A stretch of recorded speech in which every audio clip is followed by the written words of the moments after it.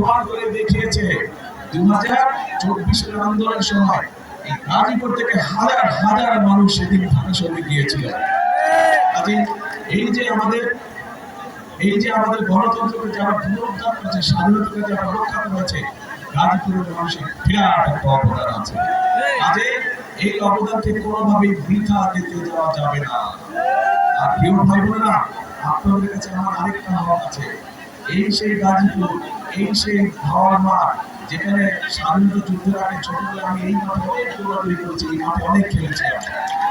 এই মাঠে ওইখানে এদিকে তো রাজবাড়ি, এদিকে না ঠিক রাজবাড়ির মধ্যে এরকম ছোট ছোট দুটো লাল রঙের বাংলো ছিল আগে। প্রথম যে বাংলোটা ছিল এখানে মূল বিচার আছে, তারা খেয়াল আছে। প্রথম যে বাংলোটা ছিল ওইটাতে আমরা থাকতাম, আব্বা আম্মা আমি ছোট চারজন যেতে থাকতাম। কাজে ছোটবেলাটা আমার এই গাজীপুরে কোনোদিন এই ছোটবেলাটা আমার এই জায়গায় খেলেছে। আমার এই মাঠে আমি অনেক দৌড়াদৌড়ি করেছি, অনেক খেলেছি। কাজে গাজীপুরের মানুষ কাছে আমারও একটি হক আছে। আমার শিশুরা আপনাদের সাথে কেটেছে, কাজে ওই হিসাবে আপনাদের কাছে আমার দাবি থাকলো ধানের শীষকে জয়যুক্ত করার জন্য। কে দাবি করতে পারে? ধন্যবাদ।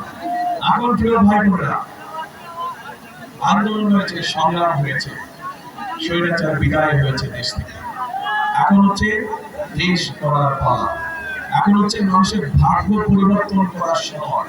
কাজে আমাদেরকে পরিশ্রম করতে হবে, আমাদের কাজ করতে হবে, আমাদেরকে ঐক্যবদ্ধ থাকতে হবে। আমরা যদি ঐক্যবদ্ধ থাকি, আমরা যদি কাজ করি, আমরা যদি পরিশ্রম করি, ইনশাআল্লাহ ধীরে ধীরে আমরা আমাদের সেই প্রত্যাশিত বাংলাদেশকে গড়ে তুলতে সক্ষম হব। কে একসাথে আমরা কাজ করবো? ইনশাআল্লাহ।